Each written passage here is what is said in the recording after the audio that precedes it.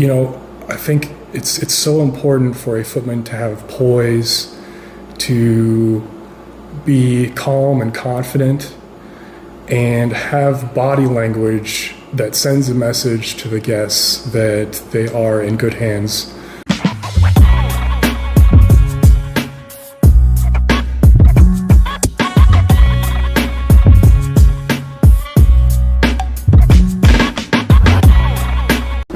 Welcome back to another episode of Beyond Small Talk, where real conversations lead to new perspectives. I'm your host, Chris. Joining me today is Matthew Myers, a footman at the Smithmore Castle. Yes, thank you, Chris, for having me. It's an honor, and I hope to be able to share some valuable information with you about footmen and about the castle here, and anything else that comes to mind. Well, yeah, this is the first podcast I've ever filmed in a castle. Yes, well, it makes sense. I know you're from the area here, and this is actually the only castle in North Carolina. And speaking of that, in the United States, there are only 39 privately owned castles. So it is certainly not a common thing in the United States. For those listening who may not be familiar with what you exactly do, how would you describe what a footman is? That's a great question. So the footman is a domestic servant's position that originated several hundred years ago. And it is a position that has sort of metamorphosized over the centuries. When footmen originally came to be, they were servants that actually did a lot of traveling on foot. They would run alongside carriages, making sure the road ahead was clear of any obstacles. Some of them actually, back in the day, would carry pistols while they ran alongside carriages to protect whomever was in the carriage and ensure the safe passage of their travels. And also, footmen used to run long distances to deliver messages by hand and that sort of thing. So that is where the term footman originally came from, because they did a lot of their duties on foot, and they were in some circles regarded as the first professional runners in the history of our world. So fast forward several centuries to the present, a footman is someone that has many duties. Here at the castle specifically, I greet guests when they arrive. I give them a brief tour of the castle, handle their luggage, get them into their rooms safely. We serve guests anything from tea, lunch, to dinner, and really we are the primary point of contact when the guest is at the castle. We are here to serve them in any way we can, and we try to be as courteous as possible and allow the guests to converse amongst themselves without interrupting, or even engage in conversation with the guests if they'd like to learn more, if they have questions about the castle. So we wear many hats here. One thing I forgot to mention is we set up for events quite often. The footmen do, whether it be arranging tables, chairs, transporting equipment. We are basically the brawn that is behind setting up for weddings and all sorts of ceremonies and events. And what is the biggest difference between a footman and a butler per se? Great question. So historically, the butler was the head of the castle operations when it comes to servants. So the footman would report to the butler. The butler is often the most experienced servant at the castle. Yeah. He or she knows the ins and outs of the castle and instructs the servants, and even hands down discipline to the servants if the opportunity arose. So a butler summarized as, I would say, the leader of the servants in the castle.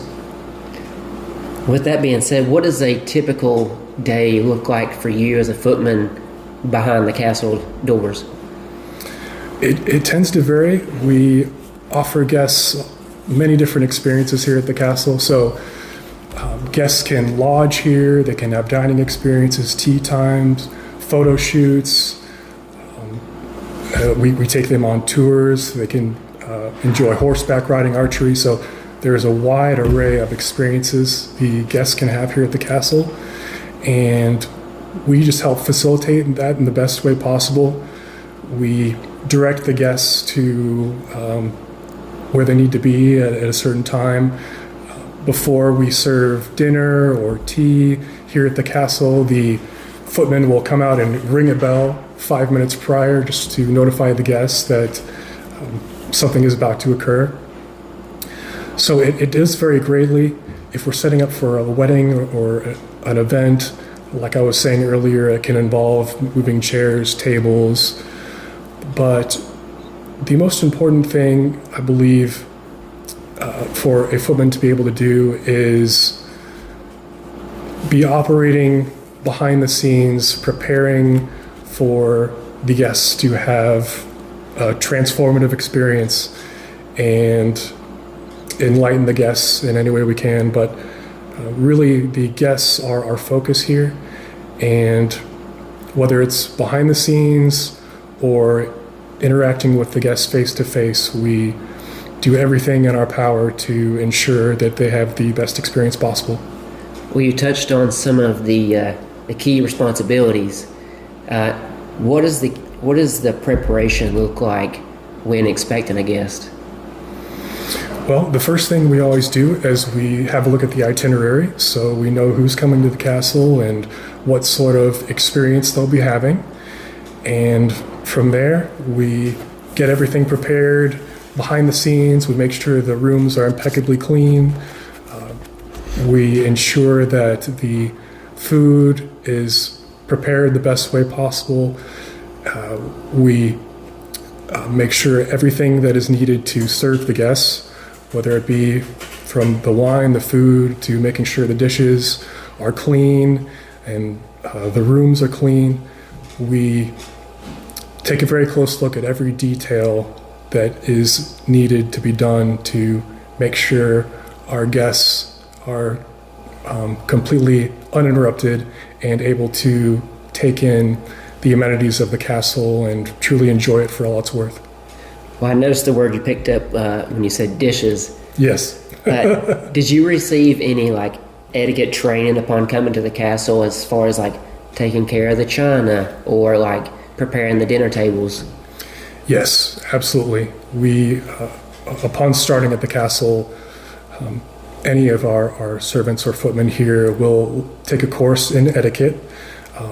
The Countess of Smithmore Castle, Lady Marie Celeste, teaches etiquette herself in the continental standard, and she really does a tremendous job. But she teaches us all about etiquette, deportment, which means how one should behave or carry themselves.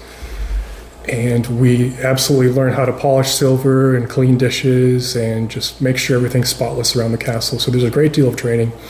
And when I started, I trained under the head footman, who was extremely helpful and knowledgeable about the castle and the practices of a footman. So it is quite an extensive training process that we go through, but it's very well worth it for sure. What does some of that training look like? Well, it's because you got to kind of change some of your mannerisms almost. Yes, that is very true. A footman is supposed to be well-spoken and eloquent in speech. You don't want to use slang. You don't want to be saying or or you want to be very well rehearsed. Yes, very well rehearsed, formal, eloquent, respectful, kind, courteous, all of those things. So that's a big part of it as well, is learning how to interact with guests, learning how to how to observe the guests and understand their needs before they even ask you for something. When you say like the unspoken, do other members of the staff, like, can you pick up silently, because there's not much spoken between each staff member when guests are here, but you can kind of pick up when something needs to be attended to?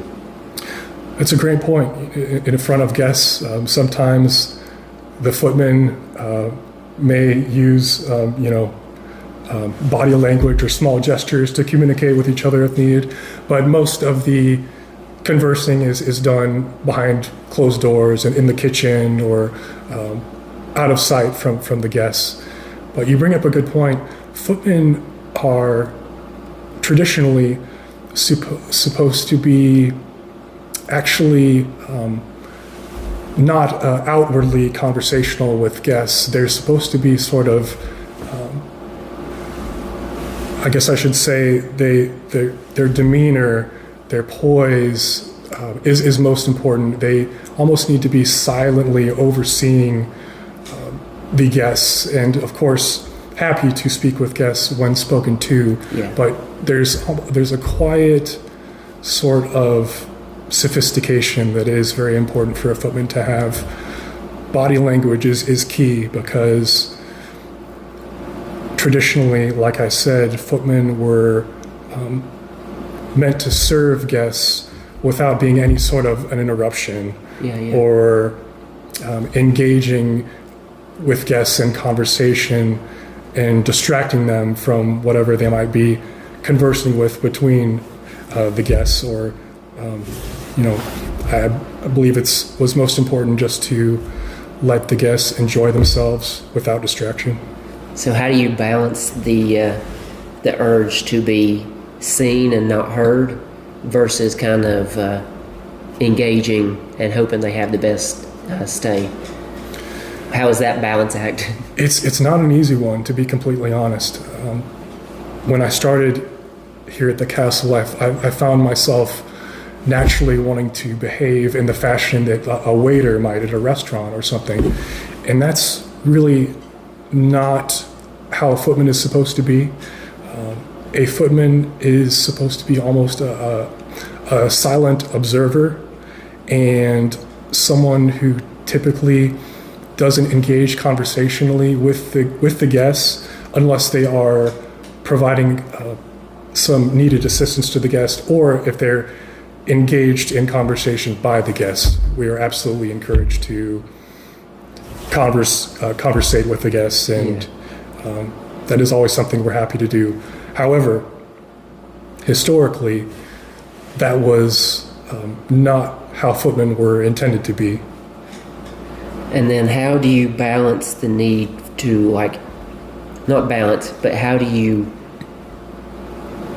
I'll go with balance. How do you balance the need to be seen?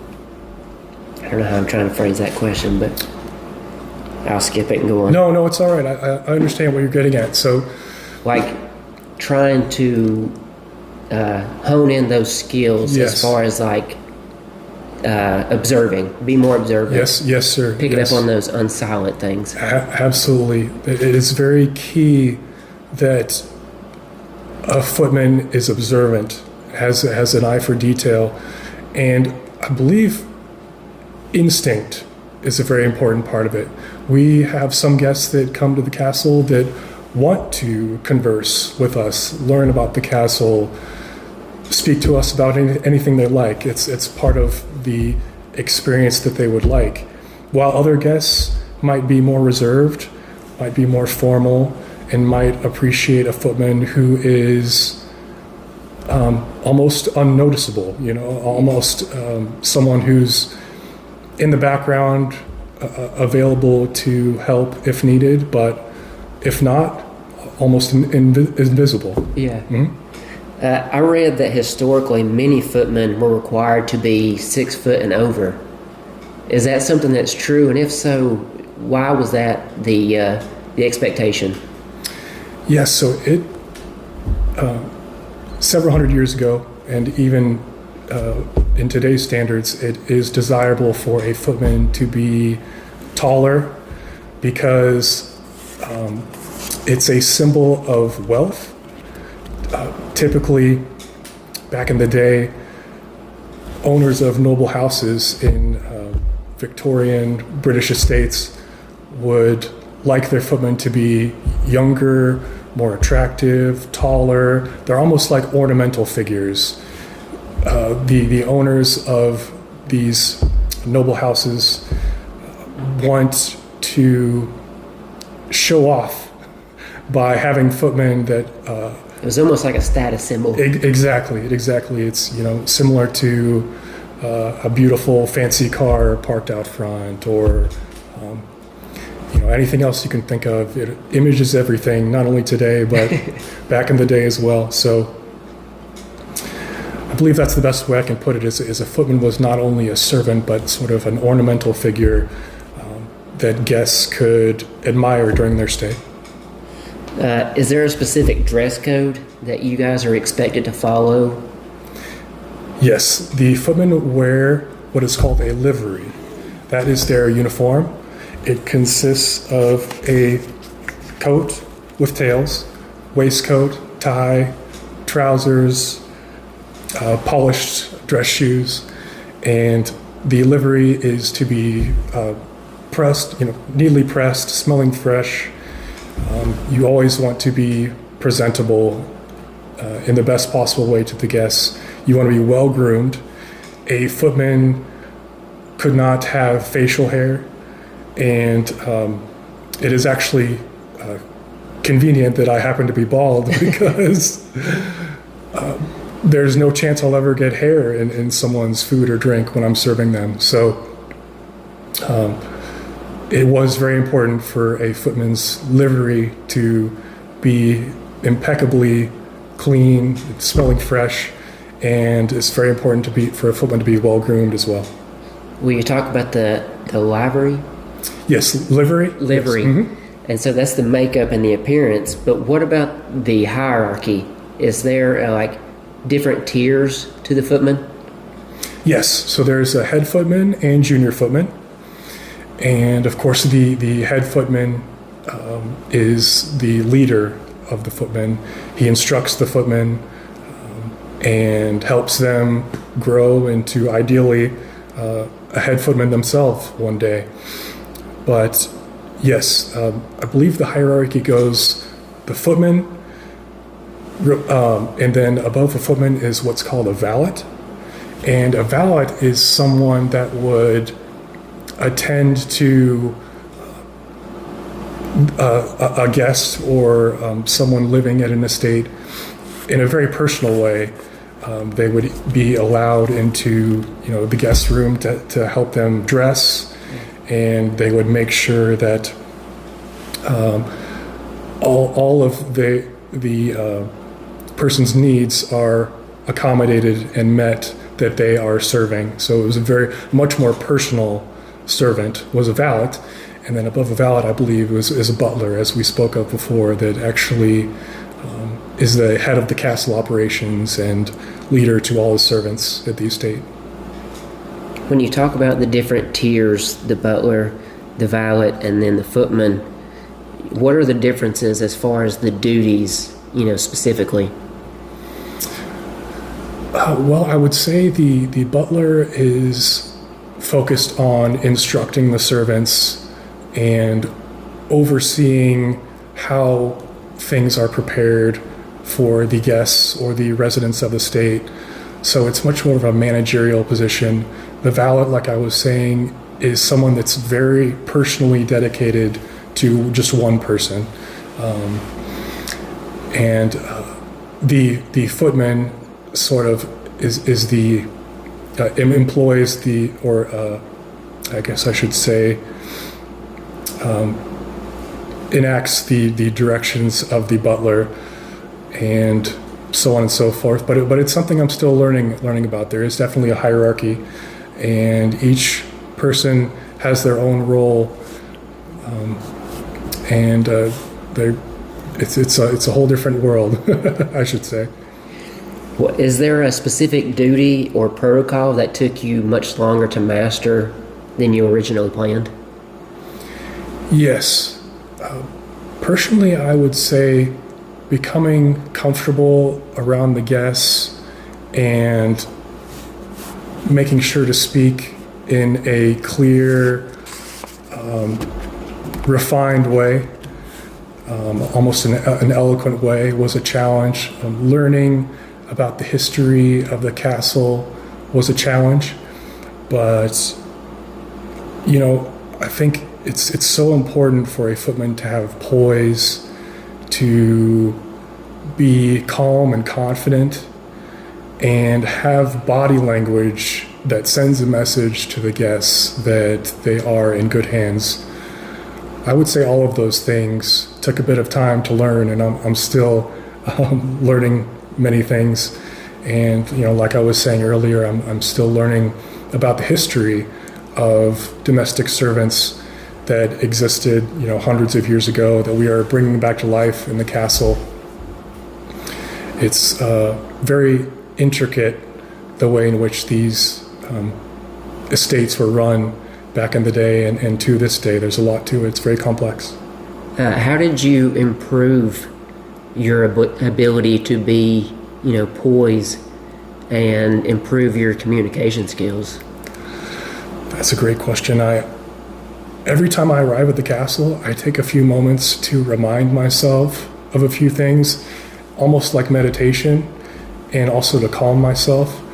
And I'll just share a few of those things with you. The first and foremost, most important thing is to have the guests be my focus at all times, whether I'm in front of the guests serving them, or behind closed doors in the kitchen, or underneath grounds in the servants' quarters. It's important to always be mindful of what the guests are doing, where they are.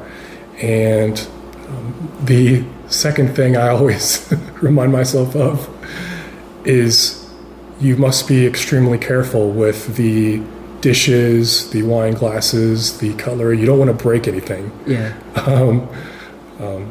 It's very important to slow down and to have an attention to detail. You don't want to be nervous. You don't want anything to distract you from making sure the guests have the most important, the best experience possible. And lastly, I would say I just try to remind myself when I arrive here at the castle every day, or I awake at the castle every day, that it's a blessing to be here, and it's really a privilege to serve here and teach guests about what this place is all about, and what the history is like of estates like this, and how things are typically run at a working estate like a castle. So I try to take a few moments to meditate.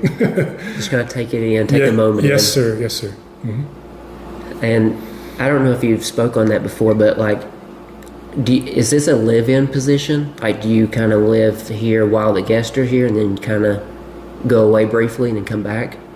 Yes. So many of the people who work here at the castle do also live here, whether it be full-time or on a part-time basis. We're encouraged to be here, to experience all that the castle has to offer, and to learn about the operations and how to better serve guests, and not only observe what's happening behind the castle walls, but on the estate, whether it be out, in the barn, or whether we're out helping tend to the land. We want to be sort of enveloped by all things Smithmore Castle, and really to indulge ourselves in the experience so we can better help guests understand what this place is all about, what it has to offer. Yeah. One of the things that fascinated me most, I think other people as well, is upon when I arrived at the castle, you wouldn't really let me open any of the doors myself. Yes. And I picked up on that. Is that intentional? Yes, of course. Whenever possible, we want to open the door for guests, We never want a guest to carry their own luggage. We prefer to carry it for them unless they insist otherwise. And you want to be attentive to every need the guests might have before they ask you for it. So if a guest arrive and they have a coat or a purse, I might ask them if I might be able to take it for them and hang it up in the dining room. Or it's like I was saying before, it's just incredibly important to be observant and to be readily able and willing to offer a guest something they might need before they even ask you for it. Why is that so important to the guest experience? Well, if you can, first of all, you want to send the message to the guests that you are willing and able to provide any service they might need or anything they might need.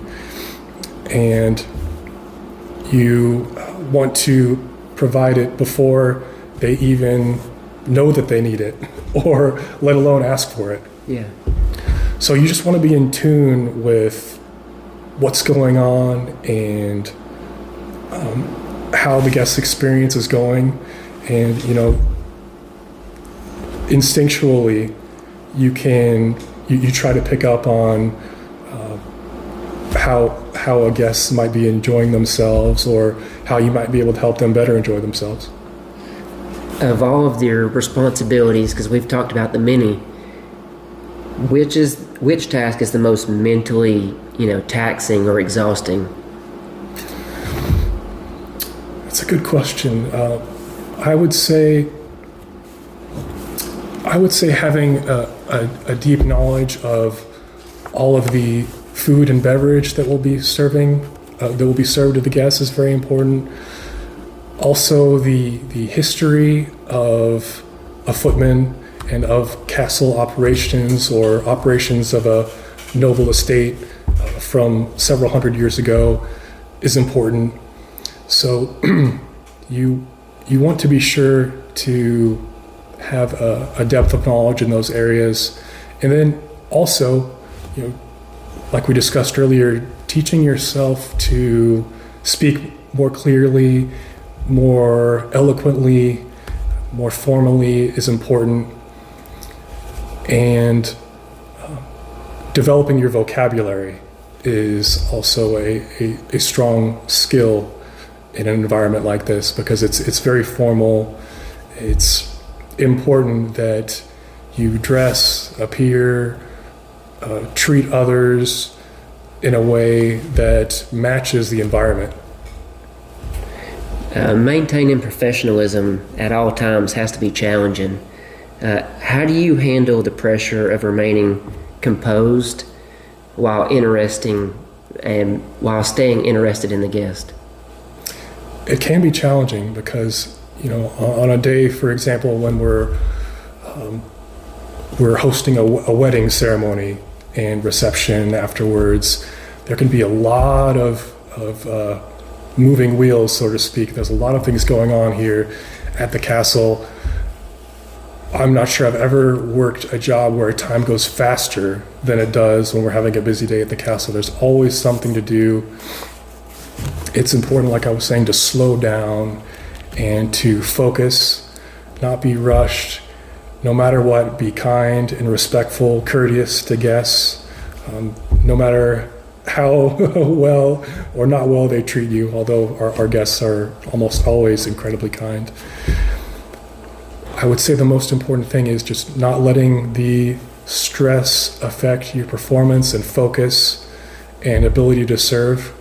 So it's almost like being calm in the midst of a storm some days, but other days it's very easy. If we're having afternoon tea here at the castle, those experiences are typically very, very slow, very calm. So those days are easier than the busiest days we have when lots of photo shoots are going on, or a tour, or some sort of ceremony or event. But in time, as you become more experienced, it becomes easier to slow things down, remain calm and confident, and be able to help lead guests into an experience they'll hopefully never forget. What was your first experience when you first got here and interacting with a guest? Because I know you've talked about the meditation, and that's how you've kind of came into, learning how to be present. What was that first experience like that kind of forced you to kind of learn those skills? Was there one that kind of you was like, I don't know if I'm ready for that? Yes, when I began working here as a footman, I was quite nervous. I was taking in a lot of information and placed in environments where I needed to be on point, socially speaking, and highly focused for long periods of time, which can be draining. So when I started, my endurance wasn't as great. I was more nervous, sweating more than I would have liked to. But the guests are usually very kind and help you become more comfortable and slow down. There were certainly some awkward times when I started, but as you become more confident, as time goes by, you become more comfortable and confident, and it becomes easier, and your endurance becomes greater, not only socially or emotionally, but physically. I'm now able to be on my feet for, anywhere from 10 to 12, 13 hours on a day when the castle is extremely busy. And when I started in the beginning, that was very taxing, but the body adapts, and I try to make it to the gym more and, and jump rope a bit more often than I used to, just to help prepare my body to be standing and prepared to serve for many hours at a time and many days in a row. I mean, it sounds like to me like in most cases, experience is almost the best teacher. Very true. Absolutely. The more often you do something, the more comfortable you become doing it, the more you learn about it. Experience in, just about any line of work is key, and especially here. And I've been a footman here for almost a year, and I've learned a great deal in that time, and I'm still improving, still learning more to this day. I've developed an appreciation for the British Victorian era, which is what we're trying to emulate here. Yeah. That's the era of about 1837 to about 1900, when Queen Victoria was the queen over the United Kingdom, and it was a time of great reform, not only industrially but socially, and social classes and etiquette became extremely important in that time, almost more so than things are today. So one has to be very observant and open-minded and put in effort to learn how things used to be back in 1850 or 1925, when the culture was so much different and so much more effort was put into it. Not only the way people dressed, but the way they spoke, how they presented themselves, the attention to detail. Exactly. It was almost a different world, so to speak, back then, and it was a world we deeply appreciate here, and we try to emulate, and we encourage guests to indulge themselves in as well. Well, it's been amazing kind of touring the place and coming into the amazing almost culture that is transcended here. I appreciate that. Yes, that is exactly what we are trying to do. We are trying to replicate, convey, emulate a culture that some see as, or an era, I should say, that some people see as one of the best eras in human history, where things were growing very fast. People were developing very fast in the ways of etiquette, and in the ways of social reform. And there was an appreciation for one's appearance. There was an appreciation for speech and eloquence that has sort of fallen by the wayside in some ways in today's culture. That was my next fault. Do you think we lack that, in modern times? I do. I believe our current culture would be better served by looking back on the British Victorian era that we discussed earlier, and how things were back then, when we took more pride in our appearance, when we took more pride in how we spoke and how we treated each other, making sure to be respectful and kind and patient with others, less dependent on technology and more dependent on each other and face-to-face communication. The actual social interaction. Indeed. Very true. I like to leave all those who listen to the podcast with a final thought from my guest. Yep. What has this role taught you about discipline and professionalism that applies beyond the castle walls? I believe, as we were just speaking about, this position has taught me a great deal about appreciating certain things that had become lost on me over time.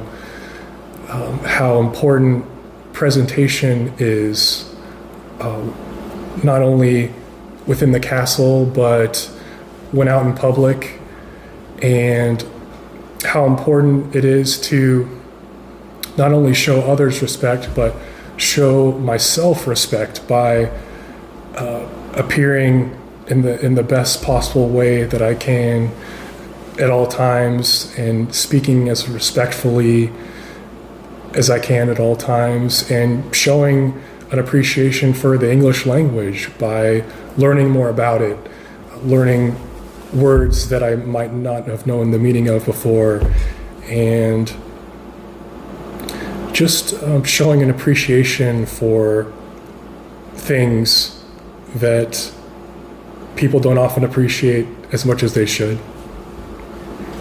Matthew, thank you so much. It's been a pleasure learning from you and taking all this elegance in. Well, it's been a great pleasure having you, and I thank you so much for having me on your podcast.